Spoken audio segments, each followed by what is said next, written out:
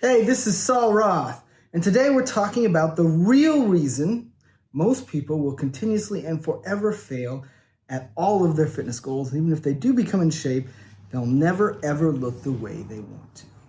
I don't mean the pipe dream. Of course, people look at steroid-looking ripped models and be like, "I want to look like that," and they're like, got twig genetics. That's not going to happen, right? That's wishful thinking. They sell you that lie.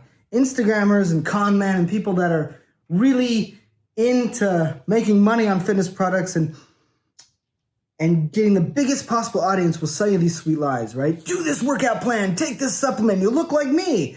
But even if you take steroids and you do everything you can, if you don't have the genetics to look like that person, you're not going to look like that person. It's just reality. So don't buy those con man lies. But this is not about con man lies. This is even within your genetic potential, even within what you could do through fitness, even within like for example, you could not be fat and you cannot be a twig. You can work out and change those things. You can have visible abs. Even if you have bad genetics, that's more of just working out and dieting. You can have visible abs. Everyone can have visible abs. There's nothing special about abs in one person that doesn't allow them to show that's in someone else. So all of you can have some visible abs. Now the level of visibility, where they're shaped, how deep they cut, that gets into genetics and how easy that would be for you to maintain. But everyone can have that. Everyone can have some muscle development. They can have chest. They can have some biceps. They can have all those things. But most people won't really look that good and will fail at all of their fitness goals for the most part. And there's a main reason why, and it's kind of talked about, but it's talked about in like a catchphrase, like don't work out like a pussy, work out with intensity type way with all the gym bros. But there's a deeper explanation for that with practical exercises that no one ever talks about. And here it is. Most people really suck because they lack both the ability, which is the know-how, and the motivation, which is the want to figure out how to push themselves from 0 to 100 when they mentally feel tired or lazy. See, people are always like, "Oh, I'm too tired to go to the gym today. I'm too tired to lift that. Oh my God, I can't squat that today. Oh, there's no way that's going up. I don't feel good. I feel sick. I'm tired. I'm depressed. My girlfriend broke up with me." Whatever it is. Their mind has all the stuff, really, and they feel like they can't, or they don't know how to still lift as heavy as they possibly can. Maybe set a new PR. Again, PRs are important, but they're good for training purposes. When they have all those mental issues, they just lack the ability to push themselves that hard and the motivation, which is the want to do it. And so they'll focus a lot on training and programs and consistency, and they'll try to go to the gym. They'll try to do everything right, and they'll fail at that. But they just can't muster that intensity to get it done, right? To work out extremely hard, to make the muscles sore, to just kill it in the gym. And that's because of a few different reasons. A lot of the guys that look jacked in high school that make it all the way up, they kind of have that already, right? They don't have to work hard at it. Some people naturally have it. Those people are lucky. They have the genetics, the muscle tissue, and then they have that type of mentality where they get that endorphin release. So maybe when they had a bad day, they go in the gym, they're like, let's get it. Ooh, I'm going to leave this in here. I'm going to work out like crazy. I'm going to feel better, less stressed, and then I'll go watch TV. Some people just naturally have that level of motivation. They can't just sit around all the time. Or if they started getting fat, right, they'll be like, "Oh, I fucking hate that. I'm going to go work out, feel good, and push it." So they'll be motivated to push themselves based on the results, or just naturally motivated based on their energy levels. But really, all of you, everyone, you watching this right now, you have, when you feel tired, when you feel sick, when you feel lazy, I don't mean like when you feel sick, not like actually in the hospital sick.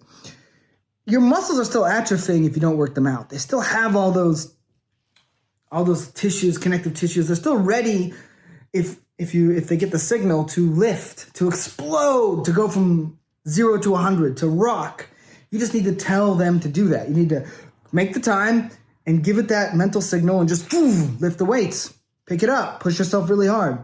And people lack the ability to do that for a bunch of reasons when they're having a hard time, stress, all those reasons I just mentioned. All those things kind of affect their ability. And then even if they do make it to the gym, they don't know how to motivate themselves. And really, if you don't have it naturally, it's a learned skill. You can work on it. I rarely see anyone ever talk about it. So I'll give you some tips. Pick something that you can do that's physically very hard for you. So wait till you're feeling rested and you're feeling good. Maybe you just got a promotion or something and you're like, yeah! So the time you feel that way, you go out, maybe do like the highest vertical jump you can. So make a spot. I'll give you a really easy one. Let's do a vertical jump. Could be a one-arm push-up, could be a vertical jump, could be something that's hard for you to do even when you feel great. You can do it, but it takes a lot of exertion. Maybe it's jump this high, whatever it is. Find something that tests your physical ability that you can only really nail when you feel good. So when you feel really awesome and you feel good, do a very high vertical jump. Just blast up there and see how high you can touch on the wall, okay? Now, in the morning when you're tired, do it. Do one of those.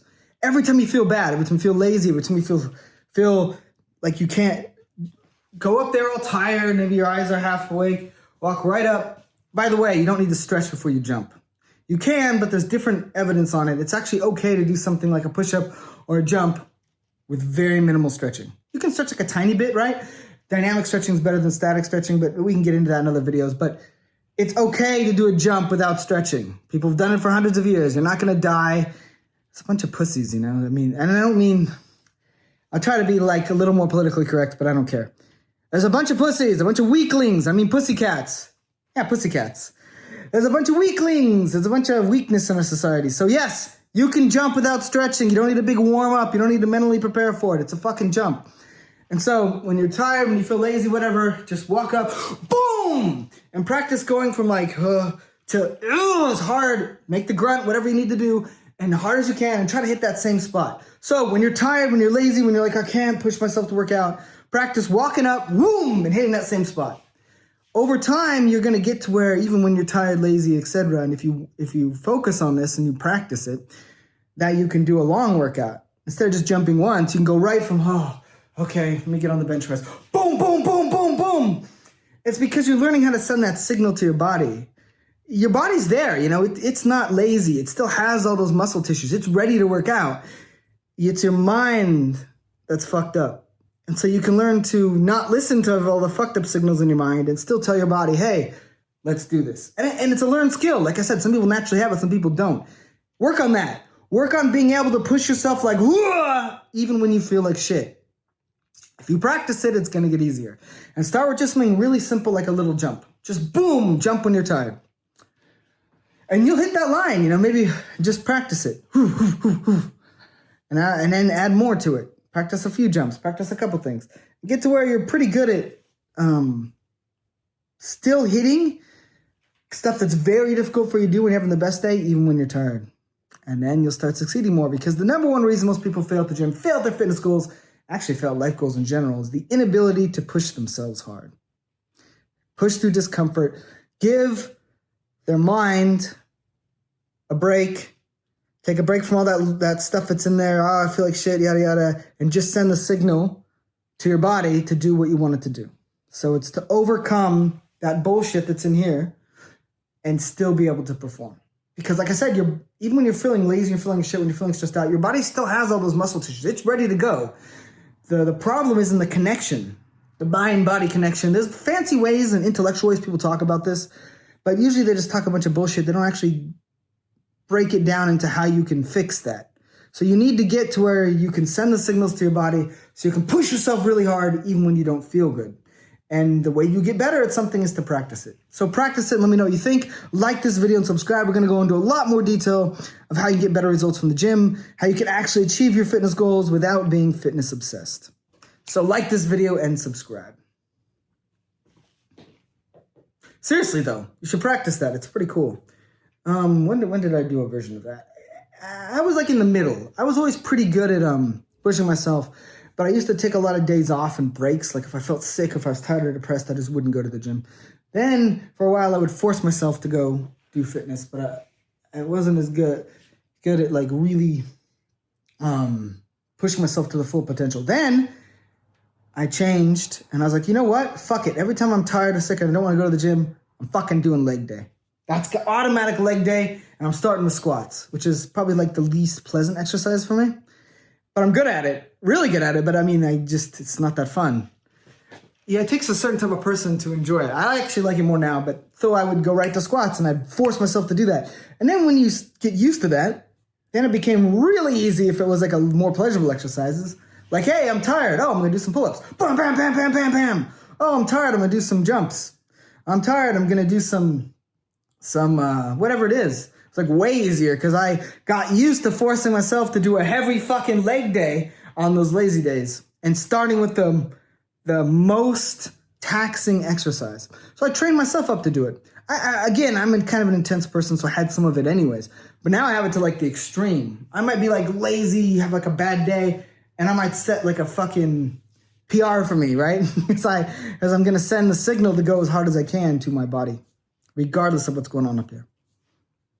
And you can develop that too. You can kick ass. Let me know what your experiences are with that and what you think. Again, I'm going to repeat this if you're still watching. Please like this video and subscribe.